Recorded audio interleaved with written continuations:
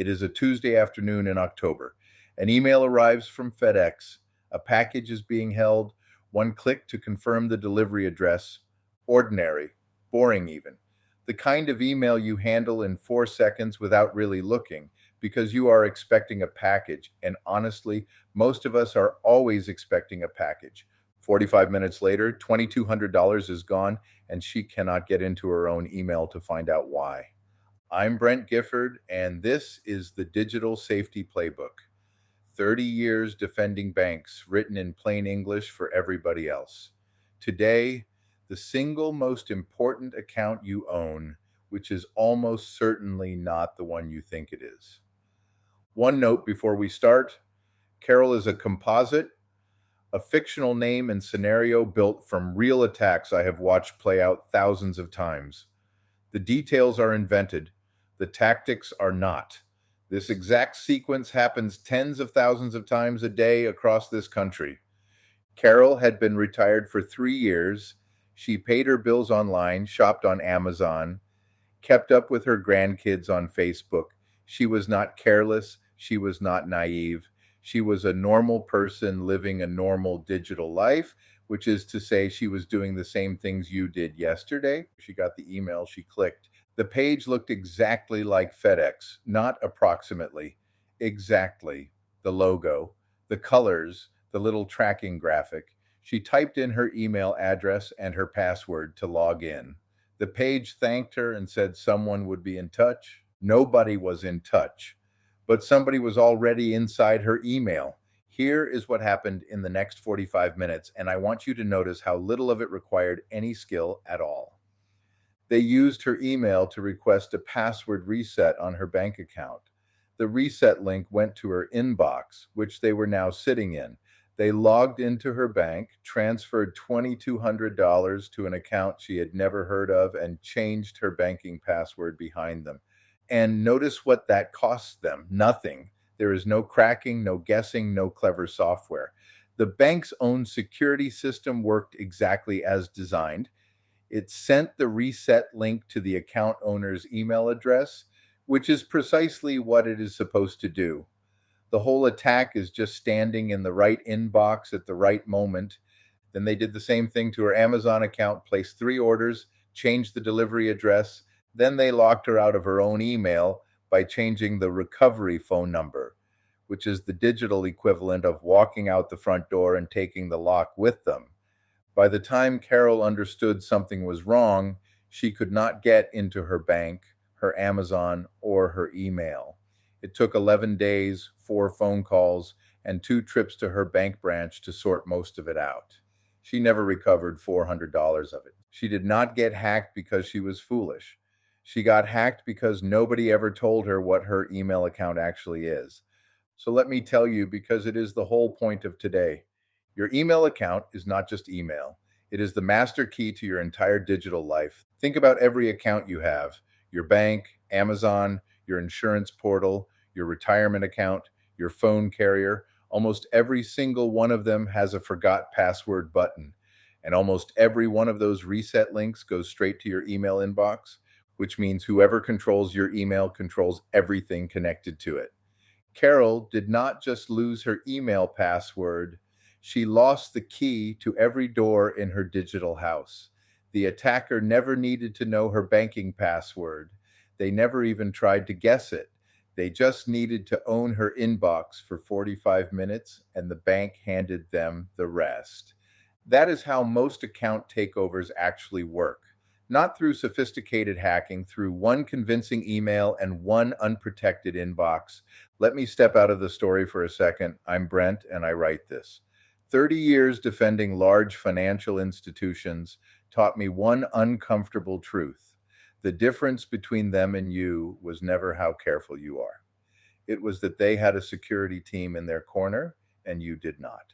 That is the whole reason this exists. Free every Monday. No jargon, no fear-mongering, just the next step. All right? The fix. 5 steps, about 15 minutes.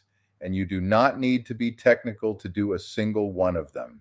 You just need 15 minutes and the willingness to do it today rather than someday. Work through them in order. Each one closes a door the attacker used on Carol. Step 1, check who is logged into your email right now.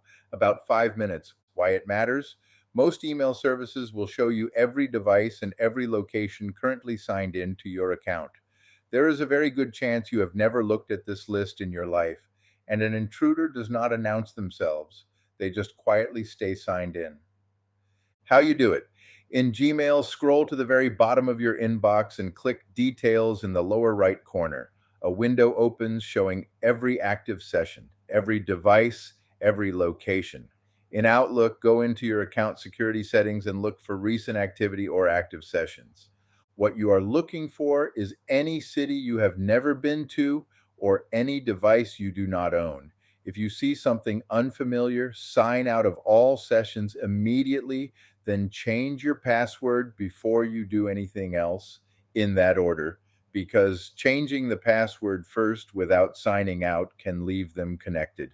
This step alone would have ended Carol's attack the moment she signed out every session. Step 2, change your email password to something strong and used nowhere else. About 3 minutes.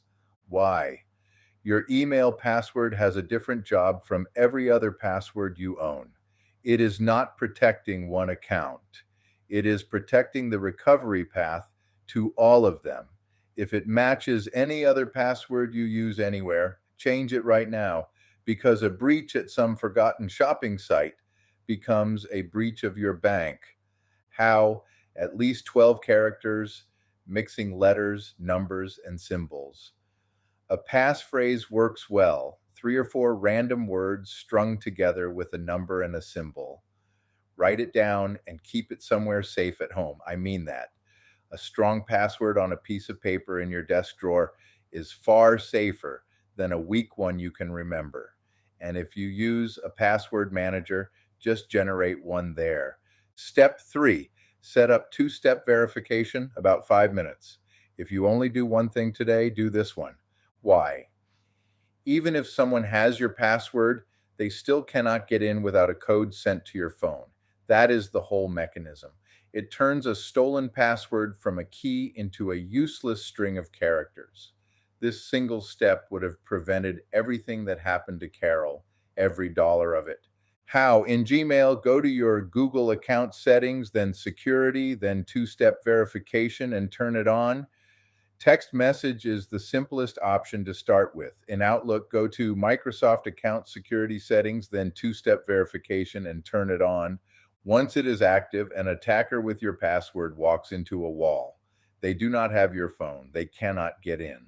Step 4, check and update your recovery options. About 2 minutes. Why? Your email account has a backup phone number and possibly a backup email address. Those are what an attacker changes first, because that is how they lock you out permanently. It is also, quietly, how you get back in if you are ever locked out by accident. So, an out-of-date recovery number hurts you twice. How? Confirm the recovery phone number is your current phone, not the one you had 2 carriers ago. Confirm any backup email address is one you still control and actually use. If anything looks wrong or outdated, fix it now. Step 5. List the 5 most important accounts tied to this email, about 2 minutes. Why? You do not need to fix everything today, and trying to will mean you fix nothing, but knowing your highest risk accounts tells you exactly where to spend next week. And there is a second reason for this one. Most people have never actually counted. The number is usually somewhere between 40 and 200, and seeing it written down is the moment the master key idea stops being an abstraction and starts being a to-do list. How? Write down the 5 accounts that would hurt you most if someone else controlled them. Your bank, your retirement account, your main shopping account, your phone carrier, your insurance portal. Those are your priority targets, and now you have a list instead of a vague worry. So that is the 5. Check who is signed in, give your email its own password, turn on 2-step verification, fix your recovery details, and name your 5 most important accounts. Now let us go back to Carol. If she had done step 3, two-step verification, the attacker would have had her password and hit a wall. The code they needed was sitting on her phone in her purse.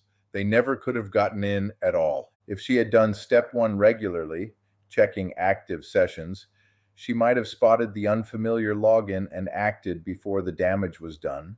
And if she had done step 2, a unique email password, that stolen password would have opened exactly one door instead of everyone. 3 steps, 45 minutes of damage prevented, and 11 days of her life given back. And if you do nothing, the honest answer is that most days nothing happens. That is precisely why this stays undone. The bill does not arrive gradually. It arrives on a Tuesday afternoon in 4 seconds, attached to a package you were expecting anyway.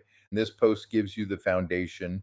If you want a fuller system for locking down your accounts, that is the Account Security Starter Kit, and the link is in this week's post.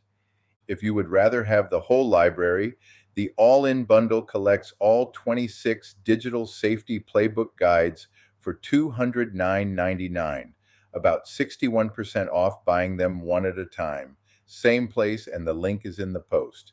And to be clear, the 5 steps you just heard stand completely on their own.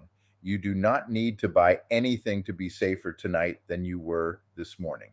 There is also an advanced move at the end of this post for paid subscribers, the layer that goes one level deeper than the free checklist. And let me be direct with you about that, because I would rather be direct than clever. The 5 steps you just heard are the whole free guide. I do not hold anything back to make you pay for the basics. Everything I think you need in order to be meaningfully safer is on the free side every single week, and it always will be. What sits behind the paywall is the next layer down, for people who want to close the last gap instead of most of it. A paid subscription gets you that advanced move at the end of every issue, a monthly guided sprint with printable checklists, and a first 60 minutes one-pager for the day something actually goes wrong, the one you want already printed, not the one you go hunting for at 11 at night. It is $8 a month or $80 for the year. And I will say the quiet part out loud, that is also what pays for this. There is no sponsor, no advertiser, nobody paying me to recommend a product. It is readers or it is nothing. If this has been worth something to you, subscribing is how it keeps going, and you get the deeper layer every week for it. To read this issue or to subscribe, go to the Digital Safety Playbook on Substack and look for the post called "It Started with an Email."